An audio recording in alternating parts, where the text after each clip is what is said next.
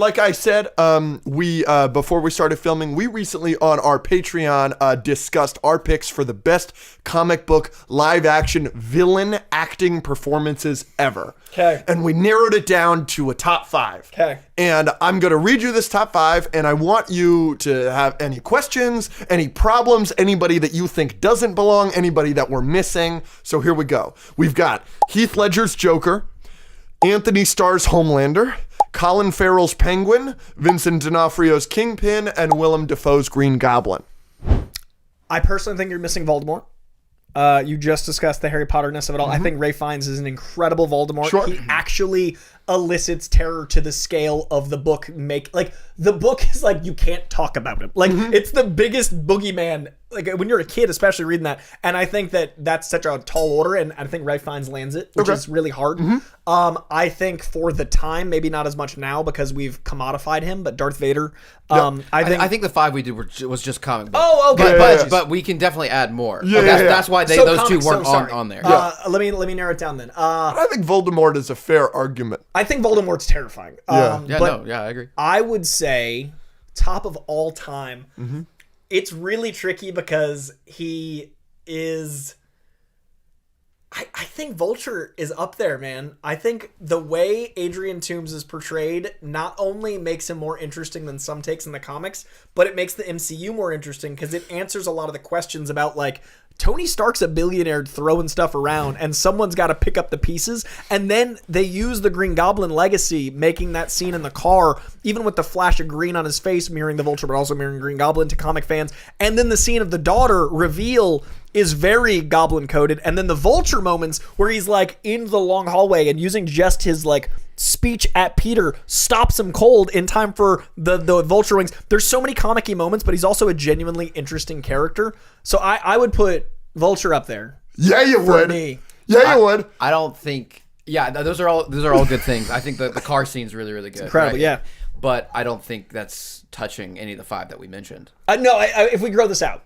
Right. If we're expanding, I wouldn't replace. Yeah. I think Thanos should be. I said that. We considered him. I said that. No, it's Penguin. It's Heath Ledger's Joker is one of the best. I think Heath Ledger's Joker is the best performance I've ever seen. Period. Hard stop. And I'm so sorry to everyone that studied Meisner and all the acting techniques. I understand that there are the Shakespeares and there are the Brandos and there are those things. But when I look at even The Godfather, I can still see Marlon Brando. When I look at Heath Ledger's Joker, even the scene without the makeup, that flash, the eyes are not Heath Ledger. And there's so much controversy around his passing. And it really sucks that controversy is so much more popular than truth. The reports that came out like 5 days later were that the toxicology reports, he had taken the prescribed amount of medicine from 2 different doctors that were in different countries. So he did an OD. He literally died because of prescriptions that were prescribed to him. But because of his death, I feel like people see that performance with an asterisk. So it's kind of like No Way Home, where it's like, oh, that movie's great. Wouldn't be blah, blah, blah. I think his death, a lot of people don't give him the credit he deserves because of the horrible trauma around it. But I honestly think Heath Ledger's performance is the greatest performance I've ever seen. The eyes. I've never heard that before. You're right. Like, if you look in past the makeup, when that scene or in any scene in the movie, there is no Heath Ledger there. It's the eyes. He's gone. And the fact that he wasn't method between takes, he was talking about his daughter. Did you ask any of the actors? There was such a bubble of controversy that clouded the performance that now when you talk to actors, they're like, no, Heath was Heath between moments. Like, what are you talking about? Yeah. I love that he was able to be that and then be like, let me talk about Matilda. Like, that's crazy. Right. So Heath Ledger, I think, is the bar that every, not even just villain, but like performance. So Heath for sure. Colin Farrell, I said, was the first performance where I felt like he wasn't as good as Heath. No one is, but it's the first time I've been like, let's have the conversation about that league. Like that level of skill. That's what sparked the conversation. Okay. So yeah, the Penguin's in there. We were talking about the Penguin. Yes. Yeah. I think the Penguin's absolutely in there, and especially like how villainous it landed. Like, he's definitely, obviously. And you like him still. Like, there's some hard part of you. Well, yeah, but I mean, I'd watch the season 2, and I'd. Of course, I'd watch the season 2. I'd be so worried about how I'd feel about it. I like him enough that if he did something in season 2, episode 1, I'd be like, well, I hate that. That's what I mean. Not a lot of this guy's just cheeky. Yeah. Like, Oz is so charming that even though those 2 horrible things are the myriad, but the very end, I would still be like, I mean, there was. I'll hear about. I mean, it really blew me away because until the second it was happening, I was like, no. like it hit me over the head so hard. Like his little speech about being family and all that, and then I was like, oh yeah, season 2, we're gonna get buddy cop. No. And then the layers to that family thing being maybe why he did it, and then you can wonder whether he was gonna do it anyway. The thought of like he realized the weakness because the way he says oh fuck, like there's so much to that performance that is even like I wonder what he thinks versus the writer versus the director versus like the performance is so good. I want to know what everyone's take was because we got all of it. Yeah, and the whole show, I really like gangster mob type media, like Peaky Blinders, Sons of Anarchy, stuff like that. I love that kind of stuff. And we kind of got that feeling in this show. So I was ready to pull for Oz. I love pulling for Jackson, Sons of Anarchy, and Thomas Shelby and everything. Yeah. So like the whole time I was thinking that's what they were kind of going to do. And then they flipped that whole thing on its head and they're like, no, you're going to hate this guy. Was really, really interesting. And yeah, his performance in the Batman and then it expanding in this show and how he deals with his mom and Vic and the accent and the waddle. Oh, the waddle. Adding the comic so, element slowly but surely, giving him the origin they tried to give Jack Sparrow. Where like every Jack Sparrow movie was like, this is where he got that silly trinket. Like it felt like contrived. Like it felt like they were going to sell like the compass. Whereas in the Penguin, I was like, oh, the top hat. Like I shouldn't care about a top hat, but I was so invested because they laid it out so slowly. Yeah. Let me hear the other 3 real quick. Yes. So we've got Willem Dafoe Green Goblin, Vincent D'Onofrio Kingpin, and Anthony Starr Homelander. This is the one I wanted to ask you about next because I haven't seen The Boys. Do you agree with that? Okay. Can we answer that? I also want to rank that top 5. Okay. I would say the only one that's at risk is Homelander, and that's not a bad performance.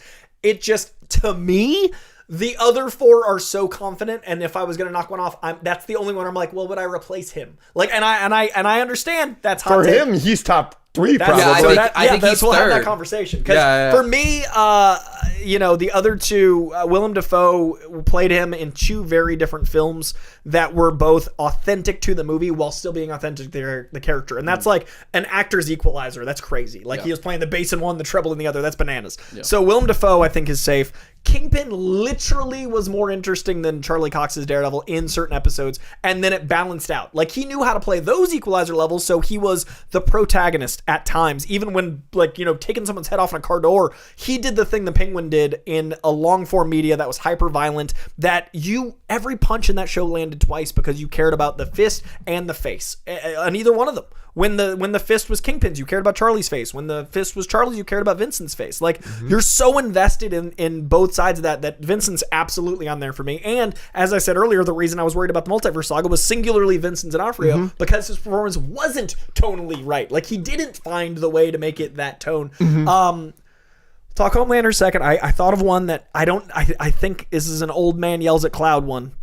And the audience will just be like old man Jandreau. But I think Michael Wincott in The Crow is incredible. I've got news for you. You're an old man. Yeah, no. That movie came out before most of the audience was born. The Crow with Brandon Lee. Yeah. Yeah, Michael Wincott in that movie is so... Which one was he? He's the bad guy with the crazy voice with the long hair.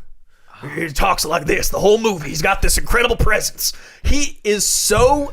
I'm not going to say he replaces anyone. I just want to give an honorable mention. This is just the coy He's the one that mention. burned the apartment down and... No, those are the guys that work for him. This is the guy that literally is like with the Asian woman that has the he's trying to kill the is crow. he the one that's having sex with his sister? Yeah. Oh yeah. Fascinating choice. He's weird. But like he's always so like he's got such a presence, and like I just love that like every time you see him you're like, what's that guy's? Like I want to know his movie, and I think the mark of a good villain is you're like I'd watch the spin-off of that movie. Yeah. And Michael Wincott is so good that even in like Nope.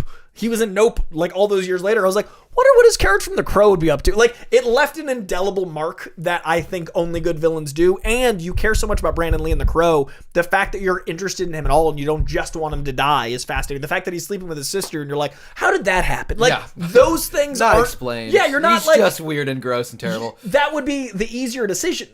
Than making him captivating. And so like for me, Michael Wincott in The Crow deserves before Iron Man made it cool, The Crow came out and made comic book movies at least marketable. And I think Michael Wincott deserves a little love. Okay, so Homelander. Yeah, well, go ahead and rank your top 5. So Homelander's at the bottom. Yeah, unfortunately. I'm sorry, Anthony Starr. And then I'm going to go It's crazy that Willem Dafoe's here, but Willem Dafoe's 4. Wow. Interesting. And then Vincent D'Onofrio, Okay. and then Penguin, and then Heath Ledger's Joker is in another sport. I'm gonna give mine, then you can give yours. Yeah. Sure. So starting at the you got bottom. Penguin at 2. That's wild. Frick. Starting at the bottom, I'm probably gonna go Penguin, Okay. then Vincent. Is Penguin because it's recent and you're trying to, or is it actually like, have you had time to think about it? I always try to give myself time to think about it. You know, whenever I come out of a movie and it's like clearly a 10 out of 10, I still give it a 9 out of 10. Yeah, to just sit for with safety. it for a year. Yeah. That's what I That's what he did with Spider-Verse. Across. I came out of Across. I was like, it's probably a 10 out of 10. I need to just sit with it because I went to the premiere. Which is just joy. I've Yeah. given in the history of rating movies, I've got 4,000 or so ratings. I've given 25 films 5 stars, which is 10. Right. In the history, like 25 5-star films ever. I'm very protective. Into and of my Across 5 the out of 5. Spider-Verse are both 5 stars. Nice. So Me too. Penguin, I only have 11. Oh, But I've seen less movies. we'll compare and contrast. then Vincent, then I'm going Homelander, then William, then Heath. Heath's 5? No, that was reverse. Oh, I was starting at 5 like you did. So that makes sense. Yeah. But my brain just went, Heath was last. That can't be true. So No, that makes no. sense. You So go- Heath's number let's 1. just repeat it. Heath at 1. Yeah. Willem Dafoe at 2. And then Homelander at 3. Vincent. Vincent So D'Onofrio at 4. Penguin's your 5th? and Interesting. Okay. Penguin is 5. Okay. I got news for you. My number 5 is pretty quickly Willem Dafoe's Green Goblin. Wow. Well, excuse me. My number 5 is Anthony Starr's Homelander. you I haven't haven't seen seen it. The Boys. But my number 4 is Willem Dafoe's Green Goblin. I don't have him in here without No Way Home. And that was an argument that we had. Interesting. I think he's spectacular in No Way Home. I think he's a clear 4 for me. And based on what I've heard about Anthony Starr from him, I think he might be 5. So 5, Anthony Starr, Homelander, I haven't seen it. 4 is Willem Dafoe's Green Goblin. I've got 3 is Colin Farrell's Penguin. 2, Vincent D'Onofrio's Kingpin. Nice. And number 1 is Heath Ledger's Joker. Okay, so Homelander. Yes. Okay, so I'll give my main reason. So the thing that you said about Heath, right? So I'm not necessarily comparing, but the seeing past the eyes and everything. Basically, Vincent does this well too, with his presence and how every second he's on screen, he's kind of commanding, and you feel like that is Kingpin. You're not seeing Vincent, you're seeing Kingpin, right? I feel like Anthony does that well, but he just does it a little bit better than Kingpin. And also, to your point, maybe you'll give me this. There are parts I will also say I am halfway through Daredevil season 3. Okay. Need to finish it. That's fair.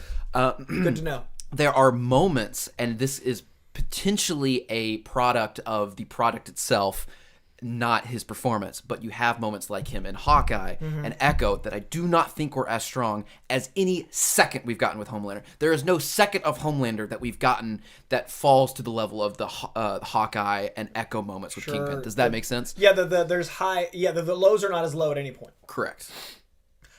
I would say Homelander, to me, I never, ever identified with. Well, hopefully. Yeah. But I've identified with Kingpin. I've Yeah. identified with Penguin. I've identified with Willem Dafoe. Sure, yeah, I can give you that. So therefore, to me, a villain is somewhere I'm like, man, if I have, like, it's the Joker thing, one bad day. Like, the whole thing with Batman and the Joker is you're one bad day away from being me.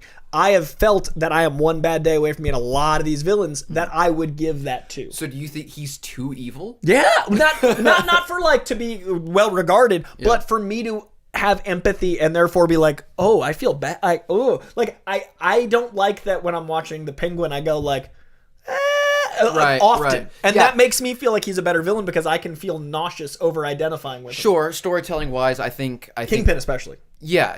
Homelander doesn't have necessarily the relation aspect and they've given him a little bit more Sure. with some of his origin in season 4 when he was a kid and stuff like that. But We know too much. right, and but I think performance wise, there's not ever been a moment where I was like, that's not Homelander. Yeah. like he And Anthony Starr being such a different guy is also fascinating. exactly like you Except see him in in some panels when he interviews. smiles, you're like, fuck, it's Homelander. Yeah. Like, I mean, obviously he's going to be one of those people that, like, Daniel Radcliffe's always Harry Potter. Like, Yeah. he's always going to be Homelander. But, yeah, there's just never been a moment. I always enjoy watching Vincent and some of these other people. Like, every time they're on screen, Collins, Penguin, everything. But there's just never been a moment where Homelander's on screen and I'm not worried what's about to happen or uncomfortable. I would put Thanos over Homelander. Because Thanos, I mean, he started the Thanos was right concept. Like, literally was no, such it's an good. impactful villain that you're like, the 405's got a lot of traffic. Yeah. Like, there are moments where, like, there are times where... We brought up Thanos on the Patreon episode, and the reason we left him off this list was for 2 reasons, maybe more if I'm forgetting, you can remind me. CGI, you lose a lot of the performance. I think he gives a great performance with the CGI, but we don't know. It's tough, you know. It's tough but I guess that's kind of a benefit too, like, right? Like, if you're doing that well beyond. It's not a fair criticism, because I would tell you that Andy Serkis' Caesar is one of my favorite acting performances ever. So maybe I'm full of shit with that one. The reason I had him not in the top 5 clearly is I think Endgame brings him down significantly. I think Infinity War I put over Endgame, and I know that's controversial. No, we do too. No. We prefer Infinity War the movie, and it's not close, but like his performance in Endgame is so one note. Yeah. It's just big bad guy. So it's like your argument for Kingpin, where you have the moments in Hawkeye and Echo that bring that performance below a Homelander. His performance in Endgame would be the worst performance on this list by a country mile. Yeah. And it's like he's just so one note. It's just the Emperor in Return of the Jedi. Right. He's entertaining, but he's just evil. Yeah. Yes, he's great in Infinity War, but like that was my argument. Do you not think it works though for that movie and the screen time that he has? I loved that they made that choice, because that's Thanos to me. I didn't like that was one of my complaints initially in Infinity War that I've learned to love, and now I kind of have to accept that the MCU just changes things. Like, we're getting Silver Surfer. It's gonna be a woman. Like, it's not gonna be. Like, I think only for a little bit of it. I don't know. I want to talk about something. Yeah. It's just like the MCU like does shit like that all the fucking time. Where it's just, like the Ant-Man. We got a second Ant-Man. Like they do that all the time. And he killed Ant-Man. I mean, and he killed Kang? Yeah. Ant-Man did? Yeah. Not killed, but like eliminated the threat of. Yeah, like it's just the MCU. That's the most MCU thing in the world. So like, I guess it doesn't bother me anymore, but it did in the moment. I was like, I don't like that he's not fucking death. I don't like that he's not like a crazy psychopath that just is horny. Like that was the Thanos I grew up with, and so seeing him in Endgame go, I'm gonna shred this universe down to the last atom. I was like, oh, he's my guy. Yeah, but it isn't the nuanced performance or the acting performance of some of these others. I understand that. Like, Infinity War, I would say if Endgame had that performance in Infinity War, he would definitely be my number 5. Like if in Endgame he got to also be which I think is perfectly fair. That's why I didn't argue Loki, by the way. That's why I didn't argue Loki, because Loki has become such we mentioned Loki. Because he's so multifaceted. He should be on there, but I think his performance in Avengers, he hadn't gotten to be that yet. So like his Avengers performance had to be that Shakespeare broad, which is fine, but it's he's not great in that movie. I mean, he's good in the first Thor. Yeah, he's great in Dark World, which I can't say a lot about. Odin, when Odin's going into the Odin sleep and he's screaming at him, and best part in Dark World by a lot. Like he's great in the Dark World. him and the Chris, relationship. The relationship. Like that's the strength of the Dark World. That's why I like Dark World more than most people. I've defended Dark World loudly, and it's not fun. No, it's not. It's still not my top, half of Marvel. Sure, but it's not, It's not. I would also say movie. A fun, not in the top 5, but a fun villain doesn't get enough credit. If there's an honorable mention list, Black Mask and Birds of Prey is so good. That is a. Yes. So Ewan McGregor, right? Yeah. He does not get enough credit for the joy that performance brings. Yeah, I remember I've only seen that movie once, like when it came out in theaters, and I remember one of the only things I mainly remember about it is him. Yeah, he's amazing. He's so good at it. He's having a time. Yeah, he's having fun. He kind of the Homelander effect of like, I just felt like unsure of what's happening. He made Black Mask interesting, which I've never felt. Like, I like Batman villains, but Black Mask wouldn't rank in my top 30. Yes. So like, Batman's such a like Gotham is so fascinating where they were like, Birds of Prey, they're giving him Black Mask. My first thought was like when Guardians was announced, I was like, so a raccoon and a tree. Like I felt like and so when they announced Birds of Prey, I felt bad because like all these awesome female characters, did they have licensing issues? Why Black Mask? And then he showed up and I was like, I was wrong. Yeah. Like they did. So that one deserves some love because of the level of leap from the surprise. Source. Yeah. And the source material here, to do that with it, Ewan McGregor.